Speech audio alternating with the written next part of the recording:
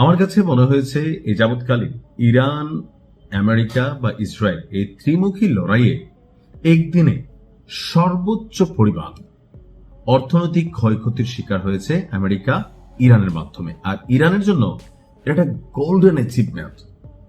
দেখেন, একদিনেই জাস্ট একটা মুহূর্তের মধ্যে মার্কিন যুক্তরাষ্ট্রের যে অহংকার ছিল ফিনান্সিয়াল দিক থেকে, টাকার দিক থেকে, এটার পরিমাণ হচ্ছে $300 মিলিয়ন। 1 মিলিয়ন মানে 10 লক্ষ ডলারে হয় 1 মিলিয়ন। তার মানে কত লাখ ডলার? 3000 লক্ষ ডলার মেশিনটার দাম। তবে আমি দামের দিকে যাচ্ছি না এই কারণেই যে যুক্তরাষ্ট্রের তো টাকার অভাব নাই। আমরা হয়তো এটা অনেক বড় ভাবতে পারি, বাট যুক্তরাষ্ট্র বানায়। আমি বলছি এই জায়গায় যে এই যে মেশিনটা যুক্তরাষ্ট্রের অত্যাধুনিক প্রযুক্তির যে সর্বশেষ কিছু সংস্করণ আছে আকাশ প্রতিরক্ষা সিস্টেমের, এর মধ্যে একটা হচ্ছে থার্ড। খেয়াল আছে নিশ্চয়ই, রাশিয়া ইউক্রেন যুদ্ধে ইউক্রেন বারবার আপনার এই থার্ড চাচ্ছিল যুক্তরাষ্ট্রের কাছে যে ভাই আমাদেরকে থার্ড দাও, কারণ এটার প্রতিরক্ষা সিস্টেম এতটাই আধুনিক যে আমরা সবাই ভাবতাম এটা মনে সুপারম্যান টাইপের কোনো কিছু। কিন্তু ইরান তেল কম ভাজা মচমচা সস্তা 2-10,000 দামের একটা ডলারের ড্রোন দিয়া বা ক্ষেপণাস্ত্র দিয়া আপনারা এত বড় ঘটনা ঘটে দিতে পারছে। দর্শক, যুক্তরাষ্ট্রের $300 মিলিয়ন মূল্যের থার্ড রাডার ব্যবস্থা ধ্বংস করে দিয়েছে ইরান। এই মুহূর্তে সারা পৃথিবীতে মাত্র 8টি জায়গায় এই থার্ড রাডার ব্যবস্থা অ্যাক্টিভ আছে। এর মধ্যে দক্ষিণ কোরিয়া, গুয়াতেমালা সহ আরো বেশ কিছু জায়গায়। তো টেবিলে থাকা অত্যাধুনিক আকাশ প্রতিরক্ষা ব্যবস্থা থার্ডের শক্তিশালী রাডারটি ইরান উড়িয়ে দিয়েছে। আর এই তথ্যকে দিচ্ছে একজন মার্কিন কর্মকর্তা।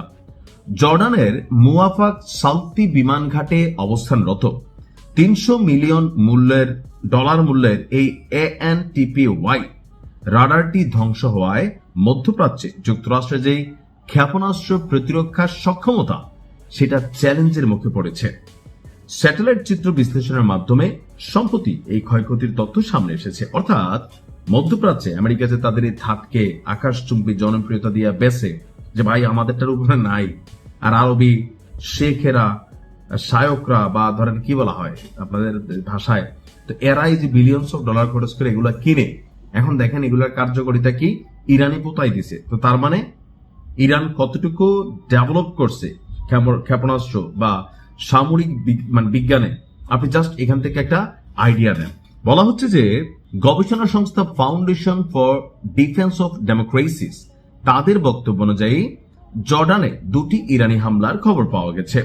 প্রাথমিকভাবে সেগুলো প্রতিহত করার দাবি করা হলেও পরবর্তী সময়ে বাণিজ্যিক স্যাটেলাইট চিত্রে রাডার এবং এর সহযোগী সরঞ্জামগুলো ধ্বংস হওয়ার প্রমাণ পাওয়া যায়।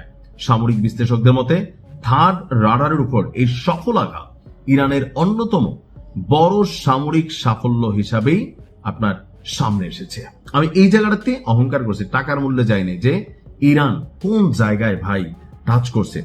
যুক্তরাষ্ট্রের এই terminal high altitude area defence বা থার্ড ব্যবস্থাটি মূলত বায়ুমণ্ডলের কিনারে থাকা ব্যালিস্টিক ক্ষেপণাস্ত্র ধ্বংস করতে সক্ষম। বর্তমানে এই রাডারটি অকেজ হয়ে পড়ায় ক্ষেপণাস্ত্র প্রতিরোধের মূল দায়িত্ব সেই আগের দিনের প্যাট্রিয়ট সিস্টেমের উপর বর্তাবে। এখন ইরান যে আসলে কোন লেভেলে যাইতো, খালি আল্লাহ যদি টিকায় রাখতো, বিশ্বাস করেন এগুলো দেখলে আশ্চর্য লাগে। হয়তো আরো এমন অনেক কিছু ভান্ডারে আছে, আমরা সময় হলে দেখবো।